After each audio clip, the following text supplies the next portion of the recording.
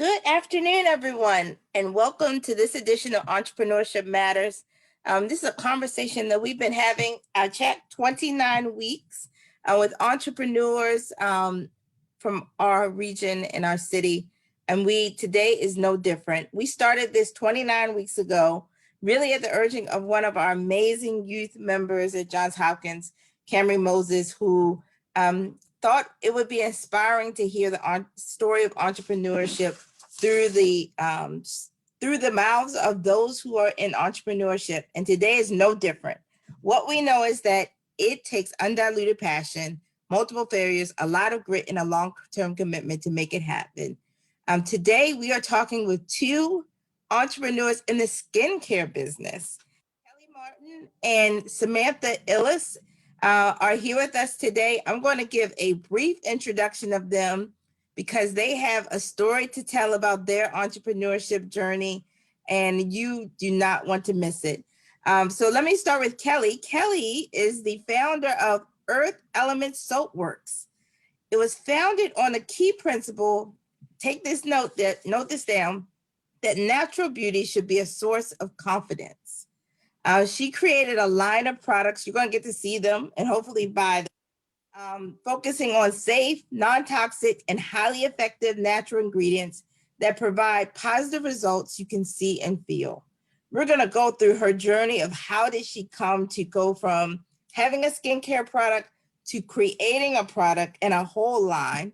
But she says that while many people say that beauty is only skin deep, the way your skin looks can definitely affect how you feel about yourself. It's her mission to help you feel confident in your own skin and be empowered to put your best face forward. We're so thankful that she is in Baltimore and she creates her product here in Baltimore. And she is inspired by nature and rooted in mindfulness as she does so. The next entrepreneur is Sam Illis. Sam is the co-founder of Mount Royal Soaps, another Baltimore-based soap and skincare line that produces and distributes its soap, skincare, and bath products from its storefront in the Remington neighborhood. And she does this to grocers, independent retailers all over the country. She's a graduate of St. John's College in Annapolis, where she studied liberal arts. I guess we'll talk about how you went from studying liberal arts to making soap and skincare line. But she has 6 years of management and accounting experience for small businesses and a passion for skincare that resulted in her forming her own skincare company with her husband and their good friend. Let's jump right into the story of both of your story. First of all, thank you both for coming today and being on Entrepreneurship Matters. This is a big deal. Y'all are two juggernauts in the skincare industry that we are blessed to have here in Baltimore. So I'm so excited to get to interview you both. So why don't we launch right in? I'll start with Kellie. What inspired you to be an entrepreneur? I would say from an early age, I've always had a creative spirit. Even when I was in college working on my undergraduate degree in Greensboro, North Carolina, I'm a graduate of North Carolina A&T University, Aggie Pride. Ah, Aggie Pride. Aggie Pride. So with that, I remember, having bake sales to raise money for school and books and things like that. I've always been one to, I believe in holistic living, utilizing, natural ingredients to remedy various issues, whether it be ailments or skin conditions. And what started me on this entrepreneurship journey was essentially my great-grandmother. She served as my inspiration as far as growing up, in Charlottesville, Virginia, having those weekend trips to the country. We pumped water from the well. She actually made her own soaps. And those were some of the things that I vividly remember. Whatever she needed, she pretty much made it for herself. So as I went through life and, got older, I started having my own skincare issues. Mm-hmm. So with that, I just took some of those lessons that I learned from my great-grandmother and began to apply those to my own life. And that's what led me into actually starting to make my own soaps, first for myself. Then, as I was practicing and things like that, I started gifting them. From there, my friends and family started, requesting that their friends wanted, soaps and things like that. And that's pretty much what led me to starting, to becoming an entrepreneur. It was more so a focus on not so much the business aspect in the beginning, but my passion and desire to make a difference, and wanting to be, to make a difference in the skincare industry, to make a difference in someone's life, to, boost their self-esteem by making their skin look better. That is beautiful. What was your great grandmother's name? Gertrude. Gertrude. All right. So it started with great grandmother Gertrude. Yes. Showing you how to make soaps in Greensboro, North Carolina. No, Charlottesville. Charlottesville, Virginia. Charlottesville, Virginia. All right. Excellent. Excellent. How about you, Sam? How did you, your husband and your husband's friend come to, well, how did you come to have the entrepreneurship bug? Very similar to Kellie's story in that it was definitely born out of a hobby for us to begin with. I'd always been passionate about skincare, and a creative outlet like making soap and skincare products was very appealing. And it really is the creativity that brings me to entrepreneurship, mostly creativity in not just in the artistry of crafting the products, but there's also creativity in problem solving and strategizing. And that was something that I saw throughout my experience of working in administration and accounting for these small businesses, was just the amount of control that you have and just the different outlets for creativity. It just seemed very well-rounded to me. And that liberal arts education led to me being a well-rounded person. So see, they always wonder what a liberal arts education is. The answer is anything. Anything. That's right. That's right. That's right. That's right. Let me build off of what you both just talked about. You both talked about your product and your start in entrepreneurship around this business, because I'm speaking to existing. Y'all gonna have 10 more businesses if you want them. But in this business really was born out of something very personal, a hobby, a personal need. But what steps did you take to go from those ideas and that sort of, meeting your need to really starting a business? And I know folks are watching. This is where they take out their pad and pen and paper. This is where they start taking notes. But can you take us through, how did you go from an idea to your product? Before I do that, before we get into that question, hold that. I'm already seeing questions in the chat. They are coming in likely from Facebook. You may also, if you're listening on the phone, or if you just want to text them in, text in 22333 and type JHUWL in the message, and we will get your text messages. And we'll also, if you're in Zoom, you can put them in the chat, in the Q&A or the chat, and I'll make sure to get your questions answered throughout the show. I can already see a lot of questions coming in, so we will make sure we get to all of them throughout the discussion. But Kellie, why don't I start with you? What took you from addressing your skincare needs to a business?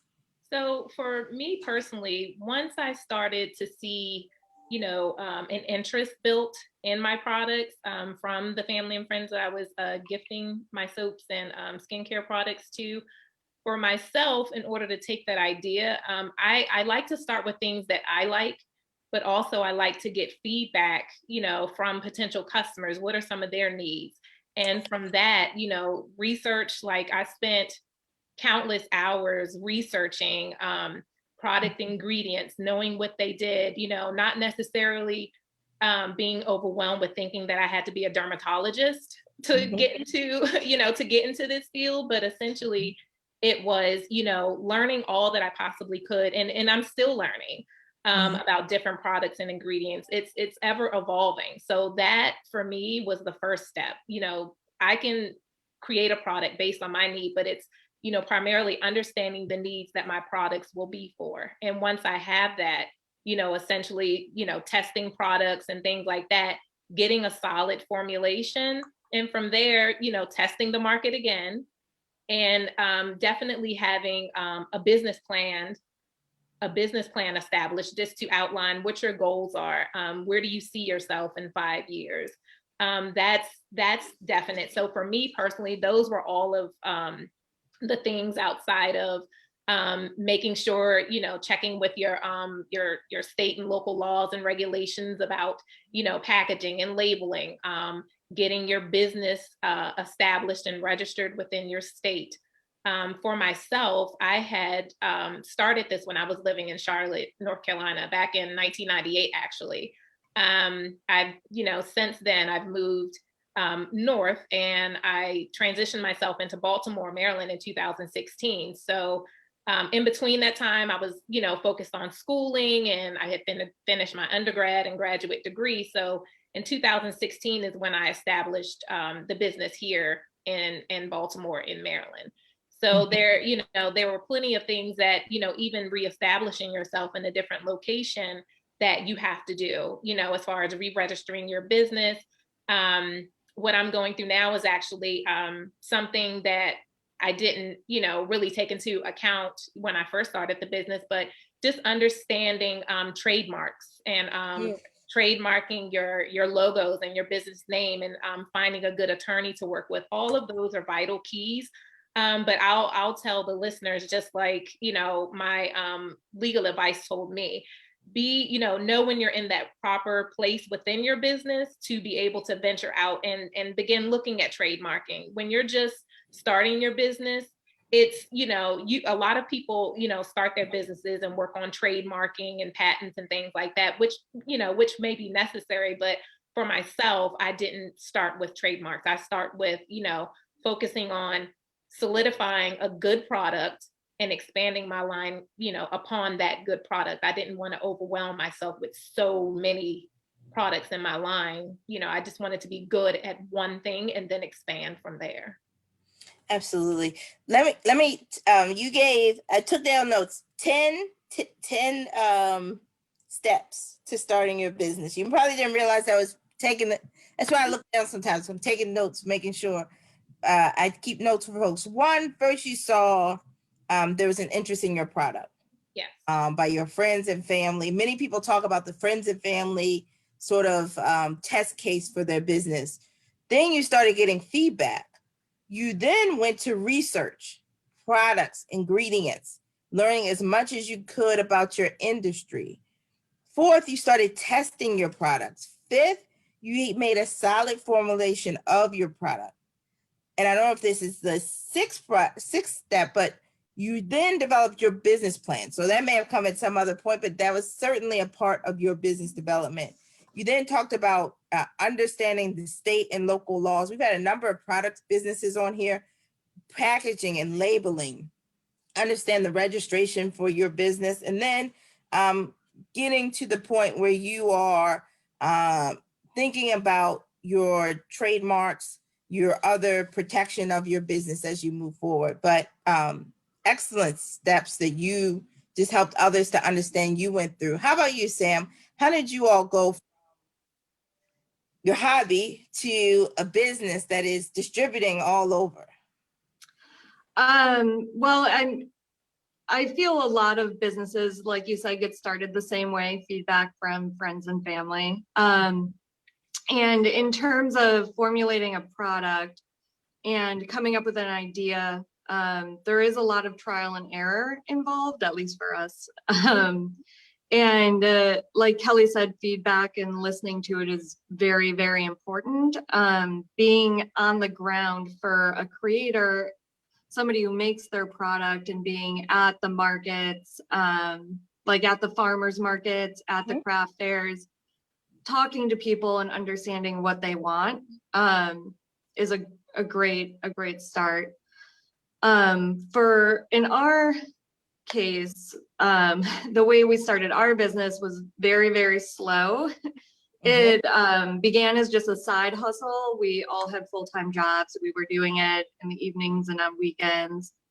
And we had made a commitment that we were going to reinvest everything that we made back into the business. And that's something that I think no matter what industry you're in, anybody starting a business does have to be prepared for those types of sacrifices. A lot your business needs a lot when it's a child and just starting out.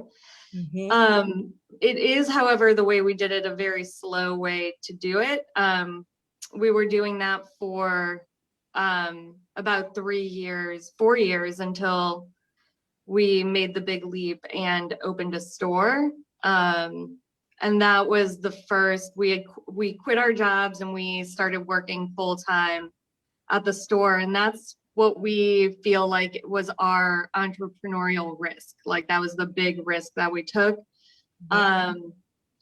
Before that, we were kind of hedging our bets, and it was a nice, safe way to do it. But eventually, it will take some sort of jumping off point. And in terms of taking an idea and going from the beginning to a larger company, my advice would always be to act like you are 10 times bigger than you are. And if you find yourself thinking to yourself, oh, I don't need to do this because I have just started, or, oh, I don't need to do this because I'm so small, that's a sign that you need to do it. And that is what will prepare you for any growth that you experience. You'll be in a strong place, regardless of where your business goes.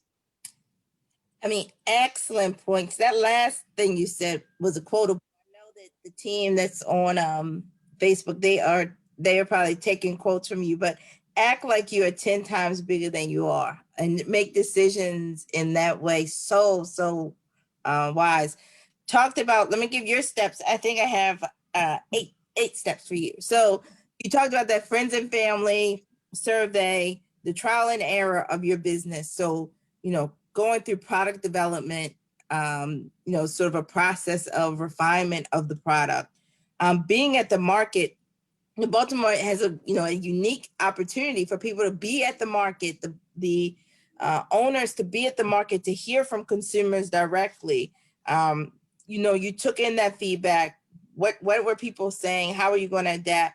You were slow like a turtle. So I love turtles. I think that's really good. And you started out as a side hustle. But then you talk about this concept of the big leap. Maybe we'll get back to that concept. I'd love for both of you to talk about the leap in entrepreneurship, because it's a question we have many times come up in the chat. I know it will come up today, but how do you figure out when to take that leap? And then your leap was starting the store. Everybody quit their jobs. So this soap thing has to work. And it did, thankfully. And again, that advice to act like you're 10 times bigger. Why don't we stay on that topic of the big leap and what you're talking about? How did you overcome?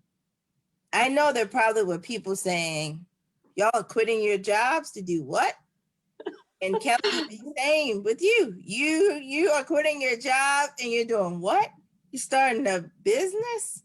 That was a reaction that I did get. Yeah. People, I know it. I've had many of those experiences. So what gave you the fortitude? Someone out there right now is saying, how am I going to take my own leap? When am I going to take my own leap? So what was going through your mind? What was going through your spirit at that moment? And what ultimately gave you the confidence and the faith to be able to take that leap? So I'll start with you, Sam, and then I'll talk to, then ask Kellie the same. Okay.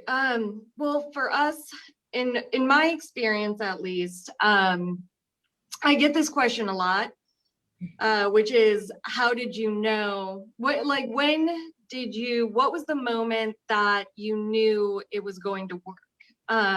And unfortunately, in our scenario, there was no moment where we knew that there was going to be no risk involved. And it's still, we've been in business for many years. We have experienced tremendous growth, and it looks like we're in a very steady spot, but even now I still can't stop thinking, have we, like, is this going to work? Have we made it?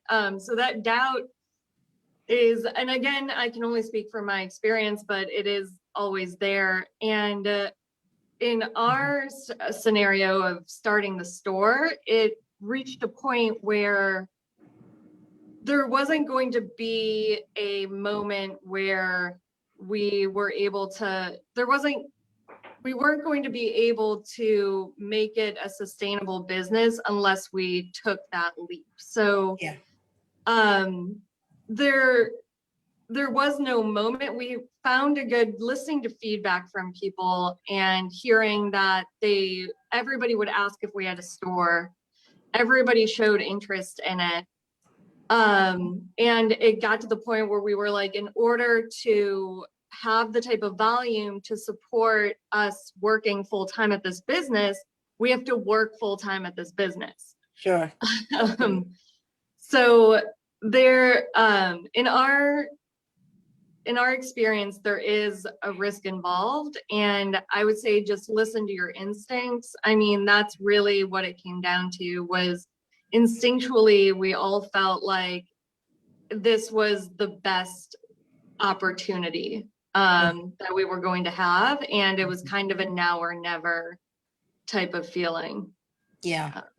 How about you, Kellie? Did you have a similar experience? How did you jump off? Well, okay, so I'm in the process of taking baby steps to jump off right now. All right. So that's good.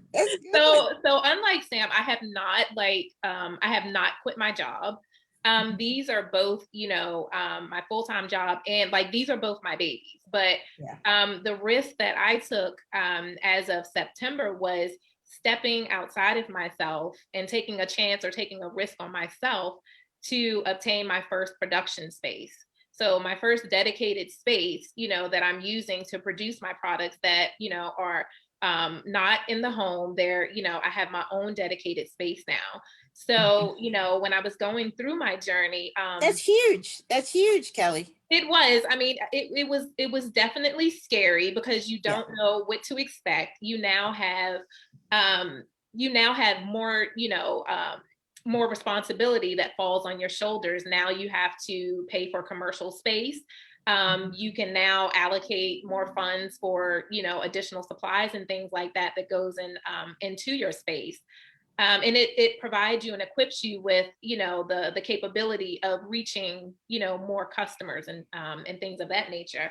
But, I would always beat myself up, as many people do along this journey, and say, okay, I want to be, focused. I want to be, be able to quit my job, like right now. But it has it for myself. I'm very strategic in every move that I make.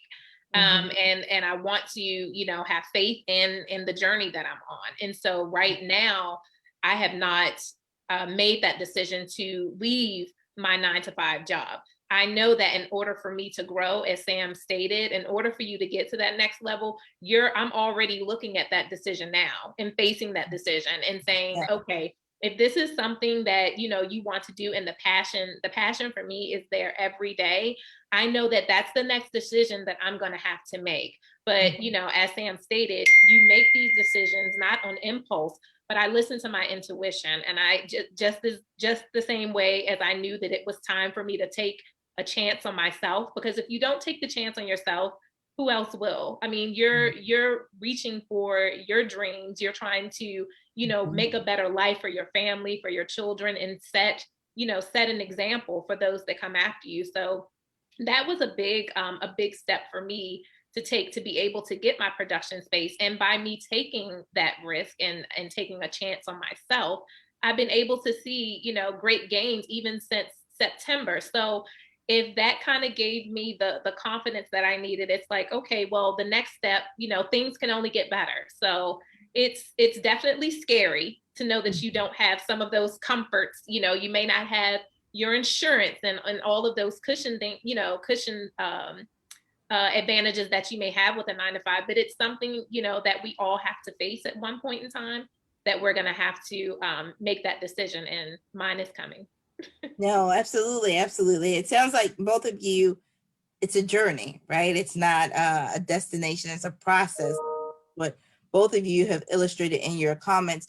Let me get to a question that's in the chat, which I think flows right from this this discussion that we're having now. And this question is about growth. And so what was the process like for you in growing both of your businesses? Unlike a child, it's not ending growth, there isn't this like puberty or something. So you have, continual growth, but what's the process been like for you? So about marketing, branding, whether you sell online or from a storefront, like how did you think about the growth process for your business? I'll start with Sam and then go to Kellie. Yeah, so part of it comes back to the idea of acting in terms of branding and marketing, acting as though you're 10 times larger than you are. Having a cohesive branding idea when you start will help you as you grow. We went through a rebranding as we grew, which I do not recommend, but adaptability is also a necessary part of being an entrepreneur, I feel. Our experience was unique because we had our store and we had a plan for how we would get the word out, essentially, that we were there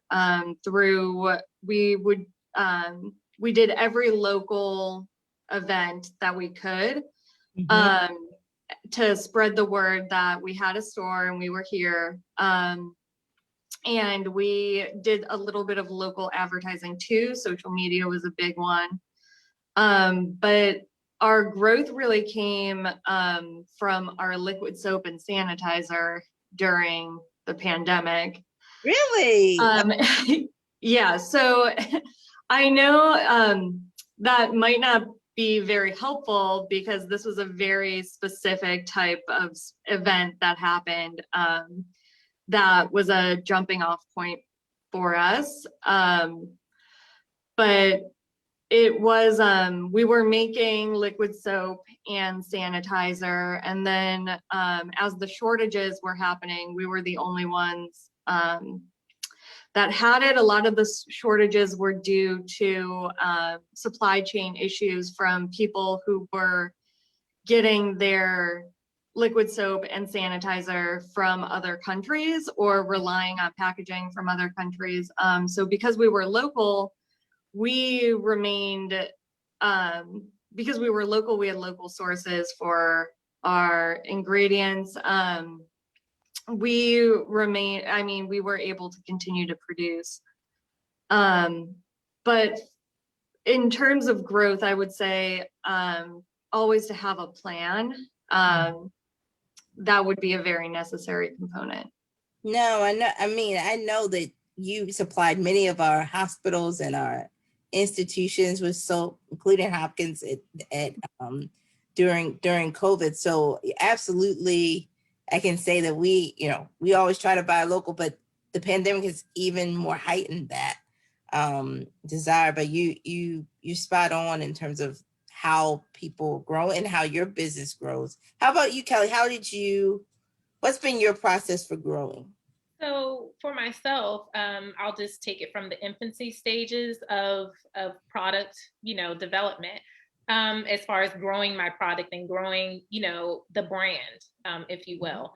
The advice that I would give is when you're first starting off, the packaging that you see now is not the packaging that I started off with. So just know that, this is what you see now. However, when I was making my products, I was passionate about what I was selling. Yes, I was also passionate about the aesthetic of my products, but it didn't, I was making my own labels. I was printing them out. As Sam stated, when I came to the Baltimore area, I, signed up for, I was out on the weekends doing local events, farmers markets, plenty of events that, I was fortunate to be a part of in Baltimore.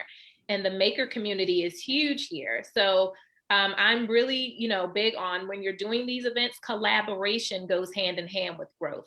So as you build those new connections, your connections will grow and opportunities will come along with those connections. In regards to branding, and packaging and things like that, I would say that is something for myself that I really put a lot of time and emphasis on. My entire processing for branding and packaging, like to get it to where I felt comfortable and where I wanted it to be, took a year. So, I mean, that goes from logo development to how you want your labels to look, to working with someone that can help communicate that message to your designers. So all of these things, which was surprising to me because I was like, okay, I need a new logo. I'm rebranding. I want my packaging to look a certain way. Okay, this is going to be done at the end of the month. No, it took over 3 months just to get a logo that I was confident in. I wanted to be sure that my product packaging and how my products look represented what I was providing to my customers and providing to the community. So, that is a major aspect, is, for your branding, to ensure that your branding is in alignment with your messaging. So that's definitely a big one for me. And as Sam had stated earlier, having gone through, as we're still experiencing COVID, over this summer, it was my first opportunity, and it pretty much jolted me onto the scene of receiving a grant from the Baltimore Mayor's office. And that provided me with the catalyst to actually, I had to do it very quickly though, to learn how to scale my small business on a larger level, but not on a very large commercial type of scale, if you will. So I was able to provide over 5,000, hand sanitizers and soaps to some of the local hospitals and nursing homes here in Baltimore.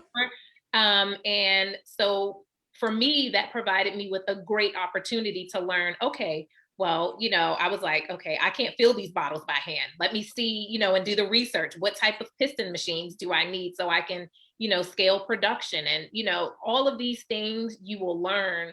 You have to.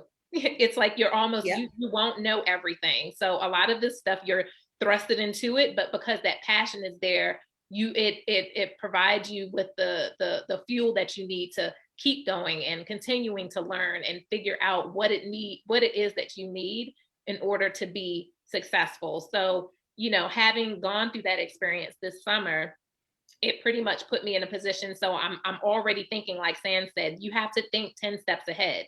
What do I need to do now on a larger scale? If I want to get my products out to major retailers, and major stores, what are some of the things, even in my production space now, I'm already thinking 10 steps ahead of, okay, I know that I'm going to outgrow this space. I know that I need more space in order to grow my business, to reach more people. What are some of the things you need to do? Like, you always have to think ahead in regards to your business, because if not, things will always come up that you can mitigate when they happen, but you always want to, if you can plan for things, take the time out and plan. But you have to, grow. That's how I personally, grew my business. And so let me ask you both. This question came in. People are giving me questions. They're trying to take all my job. They're trying to every part of my job, like having questions come off of each other. But what was both of you have very unique brands, right? So both of you are in the soap industry. Like I always say, everybody's selling burgers, but there's Burger King and there's McDonald's, right? You both have signature brands.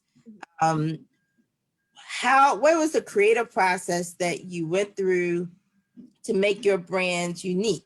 And if you talk a little bit about your names as well, Mount Royal, I'm guessing where it came from. It may have come from something else, but what was the creative process you went through to create your brand and make it unique? Sam? Well, so our name does come from Mount Royal Avenue, which is where— Yes, I knew it. which is where the kitchen was located in the apartment that we used to start this company.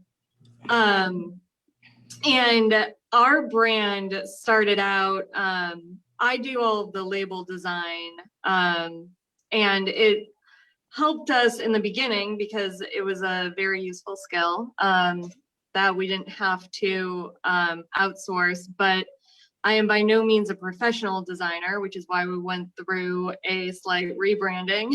There were elements of the original logo that just didn't work for various reasons that would never occur to you. But the creativity, we always, like Kellie mentioned this and touched on it earlier, to have an idea in your mind and then to design kind of around that and formulate around that. And ours has always kind of been fun. Like we wanted our brand to be fun. We wanted our products to be fun. I like to think that we're fun people, so it just seemed the natural course. And for formulating, we have ingredient restrictions that we use. One of the reasons we started making soap was because it was so hard to find a palm-free alternative to palm oil in soaps. So formulating. I didn't know that. Yeah, there's a whole industry around palm oil. It's incredibly cheap, and it's very good for making soap. But because it's so desirable, it's leading to serious deforestation issues in areas, rainforests in Borneo. And the problem with it is that it's a great oil to use for soap. But there's also these issues with it. So that was really the creativity behind formulating a bar of soap that had the properties of palm oil without using palm oil, had the same fatty acid profile. It was just such a fun, creative experience that was really the catalyst behind formulating other products as well. So certain things like we couldn't find a sulfate-free shampoo.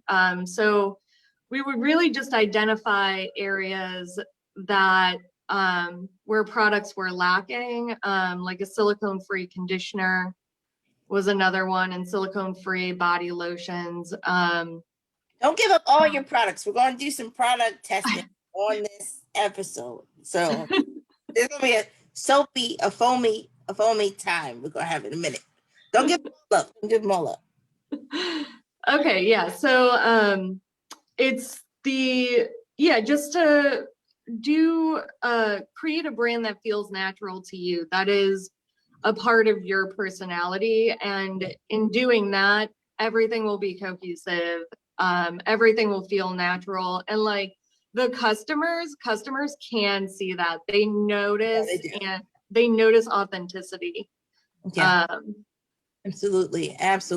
I would say I love buying locally, and I love buying from entrepreneurs like yourself because I feel more connected to the brand and the story. But how did you, Kellie, how did you start?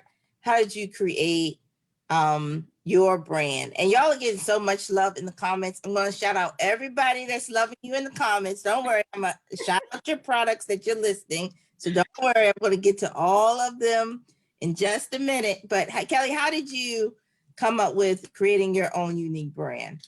So, for myself, I, went back to, the story again of my great grandmother making soap. So for me, what the beauty industry overall, the market is saturated. So when you're starting a business, you have to, especially with skincare or beauty products, you have to first determine like what is going to be your niche. A lot of people make soaps, some people are into, making the artisan soaps, which are, you see the pretty soaps like with the swirls and all the different colors and sunsets and things like that, which are great. For me, I wanted to focus on more so like the natural aspect of it. So, in all of my products, it's essential oils. I love the smell of some of the synthetic fragrances, but they're not in my products. So I focus on more natural ingredients, all natural essential oils, products in which, and we'll get to it later once we show our products, but I'm one question away from showing products. One question. So for my products, you know, again, it goes into our mission. I wanted to make highly effective products that you can see and feel. So with my products, I wanted you to experience, you know, if you've never seen a lemon poppy seed, or if you've never seen a lavender bud or had that experience with botanicals, I want you to be able to pick up my product and see that and understand what this can do to help a specific skincare need. So we have different variations of soaps, but each of those soaps, you know, help to target a specific skincare need. So that's, you know, that's pretty much what my focus is creating, you know, highly effective products that can effectively solve, you know, whether it be acne prone skin, anti-aging, sensitive skin, eczema, things like that. So I first formulate around solving a problem and then move from there. Yeah. Now, in terms of solving problems, we had two women watching who solve problems. One of them is Oprah. Don't get starstruck. Don't get nervous. It's happening. It is actually happening. And we have Melody Hobson watching. So both of them are wanting to hear from you. How can they support businesses like your own? Actually, yesterday, Ariel Investments announced the start of Ariel Alternatives, which I think is a neat initiative to help businesses like yours get into supply chains, not just of like Hopkins, but of Fortune 500 companies. I don't know if you heard that big announcement that was made yesterday. So, but what is the advice for you that you can give to them? You know, they're both very keen on supporting small businesses, giving you a platform, but what advice do you give them to help others like yourself? So I'll start with Sam and then Kellie. Yeah. One is, remember, you're talking to Oprah and Melody. like you said, just giving a platform to small businesses is extremely helpful.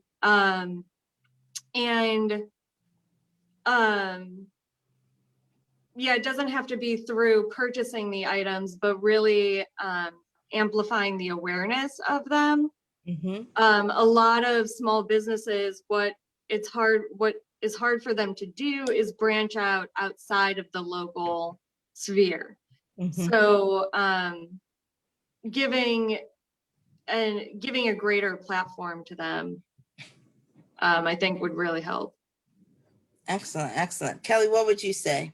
I would definitely have to agree with Sam on that, as far as giving, you know, more of a voice to small businesses and pointing out, you know, if it were Oprah, you know, having and utilizing her platform, it would be to bring more light to small businesses in, you know, various cities throughout the US.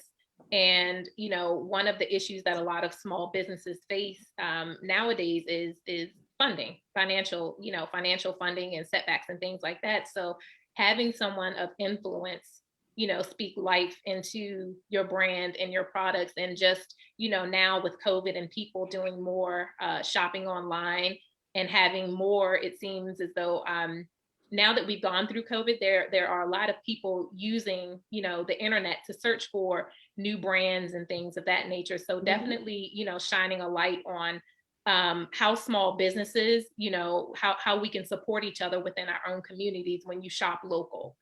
So that would definitely be a point of focus that I would like to see shined a spotlight on. So definitely, you know, supporting our small businesses and helping us grow, because we don't have large marketing, you know, dollars that Pepsi and Coca-Cola and Elizabeth Arden and all these other heavy hitters out here has, you know, but every bit counts, you know. So when we shop local, you're supporting a dream. Yep, absolutely.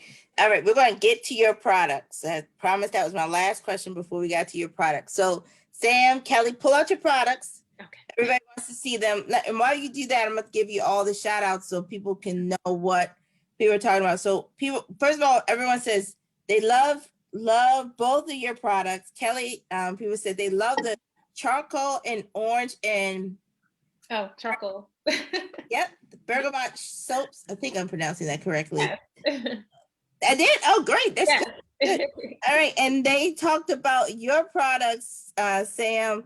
They said they love your sanitizer and your foamy soap. So I don't know if that's the real title of the soap, but they say you have foamy soap. And Kellie, they talked about your body scrub. I don't know if you're going to show that to us. Yes. So I have on your plate. So why don't we start with, and then some folks have specific questions for each of you about some of your products based on their skin quality. So as we talk about your products and we bring them out, let us know if like some are for eczema or other skin conditions so folks can know. So I want to start with you, Kellie, and then Sam, I see you getting the boxes together. I see you bringing all the stuff out. So tell us about your products, Kellie. Okay, so I'll just go around the table here. So this is our coveted hand sanitizer. It's a spiced citrus mimosa. Yes. So this is, these are the bottles that we were starting to make during COVID, and they've been doing really well locally. So this is our hand sanitizer here. These are 2 of our bar soaps. We have a total of 7 in our line that you can find on our website. The activated charcoal, I swear by this. I have combination to oily skin, and I use this every day, and it is like a game changer. So activated charcoal. Yes, it has tea tree and lavender essential oils in this one. So it helps to control the sebum production on your skin and control the oil, which will help with your breakouts. And tea tree is actually an antibacterial essential oil. So it helps, control the bacteria that's on your face. Okay. This is another very popular one. I'm sure, I don't know who's on the line, but the turmeric, carrot, and honey is definitely up there with all of y'all people on here because they keep talking about your products. So all your customers out today. The turmeric, carrot, and honey is this one. And again, you can go on my website and see the full lineup of products. These are 2 of the 5 different body scrubs that we offer. So depending on your scent, here I have the lemongrass and ginger, and I have an orange and bergamot. And these, especially now with like the winter months, it's essential like to exfoliate and moisturize your body, to reveal your glowing skin that's hiding underneath. So these what's the bottle behind the lemongrass? So these here are our body butters. So these are our body butters. They're again made with natural oils, natural essential oils.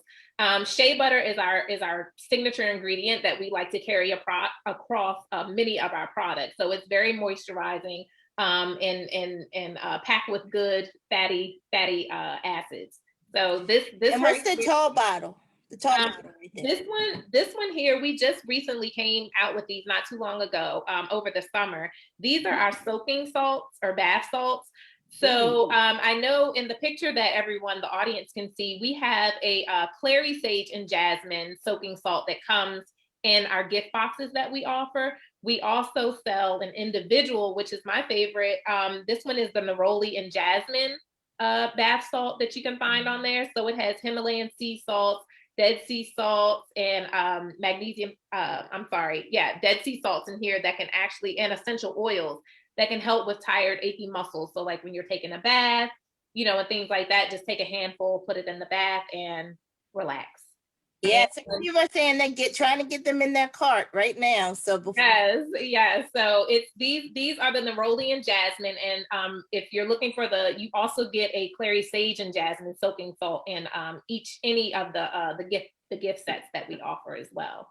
So these are just a few items, but you can go onto my website and see a full lineup of our products and our offerings. Don't worry, we are going to. But as you're watching now, it's EarthElementsSoapworks.com as you're buying now. I know many of you are on there buying as we speak. Sam, tell us about your products. Let us see them all. So I can't really hold the box. I like it. Okay. All right, start one by one. Let's see them. I'll start with our newest product. So we are trying to shift our focus to 0 or low waste items. So we have very minimal plastic in our lines. We've switched to glass and packaging free items wherever possible. So one of our newest items are our bubble bars. They look delicious, but they are actually solid bubble bath. So each one, Whoa, game this just is bubble changed. bath. Hold on, I can put your soaking salt with that bubble. You'll be set. Exactly. Set. That's the ultimate experience. That's right. Y'all should have like a gift, like a cross, a Baltimore box. Look, Yes, a okay, collaboration. Baltimore bath box. There a we go. Baltimore bath box. That's a collaboration. You're welcome. You're welcome. Yeah. All right, I love it. Oh, that's great. So what does that Yeah. smell like? This one is vanilla. We have another citrus. We just came out with a St. Patty's Day one that is clover scented. And that it's just a very bright, uplifting scent. But all you would do is each one is 2 baths. So you just break or cut it in half and then crumble it under the running water. And it creates a incredibly surprising amount of bubbles. All right. So that's one of the products. That's one of my favorite products for sure. And then our other focus has been, newer focus has been solid shampoo and conditioner, which we sell in these little tins that you can reuse. So it's a 0 waste option. Each one is the equivalent to a 32-ounce bottle of shampoo. So That little in thing? a 32-ounce bottle of shampoo. So Look what you can be doing.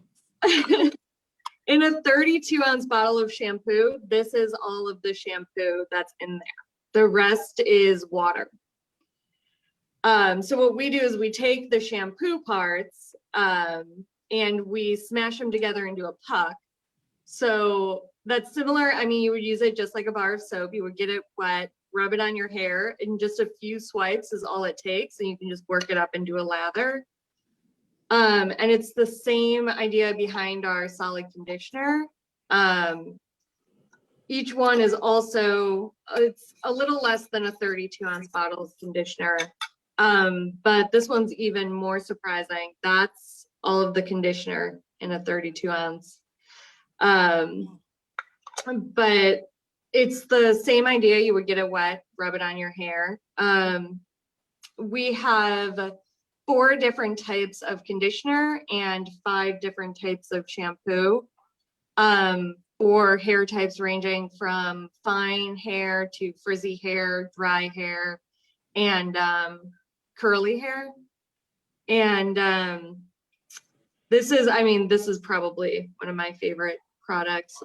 We also have a few other lines. We have lotions, body lotions, and You were talking about your what are they asking for? Your face serum? yeah, so our face serum, I don't have it with me today. It's okay. They're ordering it. But it's a blend of extremely potent natural oils that will moisturize the skin, and they're very vitamin rich oils. So there's a lot of vitamin A and vitamin C in there. Wow. To really help with the complexion. That is, you both are tremendous. I now know what all my money that I made today is going towards, right? Buying from your 2 lines. And, most people, we get this question a lot more in jest now, but how do we get 2 businesses that seemingly are in the same industry to come on? And what we always say is that we all buy from 50 different businesses. We do. I have different soaps in my closet. It's okay, because sometimes at night I want to use one, and in the day I want to use another. I use lotion all day. I use all these things. So you can buy from both products and have both entrepreneurs thriving in our community. And more importantly, their products are solid and they're good. So I'm going to ask, what's good for eczema? You both have products up here. Is there one that's particularly good? We got that question a couple of times in the chat. Yeah, I'm actually about to roll out an eczema butter. So that's coming. However, the products that my eczema sufferers that come to me for products now that they use and swear by are our goat's milk, oatmeal, and honey soap. our peppermint soap because it has peppermint, rosemary, and eucalyptus essential oils in it. So, during an outbreak, it helps to soothe the skin. And they also love our lavender body butters because lavender, also the essential oil, helps to soothe the skin. But what we're formulating right now is a specific body butter and eczema butter with specific oils, natural oils and essential oils to target that. In addition to, I failed to mention before, we're about to roll out shower steamers and clay facial masks. So stay tuned. If you go on my Instagram page, you can see like some of those that are about to launch, but those are coming very, very soon. So we have three different variations of that. We'll have a detox, a vitamin C, and a superfoods clay mask. Excellent, excellent. Samantha, how about you? What's good in your line for eczema? All of our soaps are very mild, so none of them will aggravate it. We have an oatmeal soap as well that we've had good feedback on for eczema sufferers. Excellent, excellent. Let me ask this question. This is a good one. I might replace this in my question lineup. What is the unimaginable for your businesses? What impact do you want to have? It's clear that your businesses are far more than just, this is more than a head game. You can tell this is a heart game for both of you in your businesses. So what is the unimaginable? What impact do you want to have? That's probably the last question I get to have in this whole session. But Kellie, what's the impact you want to have? For myself, I want my business to be recognized globally as one that makes a positive impact in all people's lives, to improve the quality of your skin, to make you feel better about yourself, to help boost, your self-esteem. So I would like to see, forward thinking, my business to be one of positive impact on the world, not just in Baltimore, but the world. I love it. I love it. And we heard it here first, but I mean, so I love it. Samantha, what about you? What's the impact of your business? What's the unimaginable? Ultimately, I would really like to see it result in a decrease of the use of plastic packaging. If we could make a real dent on that, if we got into the national market and there was that type of audience for our products, then we would have a real impact on the amount of plastic being used packaging wise. And we also, as we've grown, I can't believe that I'm able to say this because of the size that we've gotten to, and it's something that had been on my mind sort of before, but I'm surprised with how much of a goal it is now, but just to create jobs. It's been really great to be able to do that, especially during a time where so many people have lost their jobs. And really, we just want to be able to create a lot of local jobs and pay people a living wage, be able to extend them benefits, and give them a great smelling place to work. If those missions aren't a reason to go now, go on their websites, buy from them, I don't know what is. Let me tell you this comment. I have to mention this comment. They're telling me I have no time, but I'm going to say this comment anyway. There's a 8th grader watching on Facebook, and she said, I love this show. I'm in the 8th grade. I want to be an entrepreneur when I become an adult. And that's so sweet. I mean, you two are inspiring, and it has been a fast hour and an inspiring hour to spend with both of you. Let me give everyone a gift and give you the opportunity to tell them how they can contact you, how they can purchase from you. Kellie, tell us all of your .coms and your social tags. Tell us all of them. Absolutely. So you can reach me. My social handles on Instagram and Facebook are at Earth Elements with an S Soapworks. My website is www.earthelements.soapworks.com. So those are my handles. And if you need to reach me directly, I have a contact form on the website. So you can reach me there, or you can send me a message, a DM or a message on Instagram or Facebook.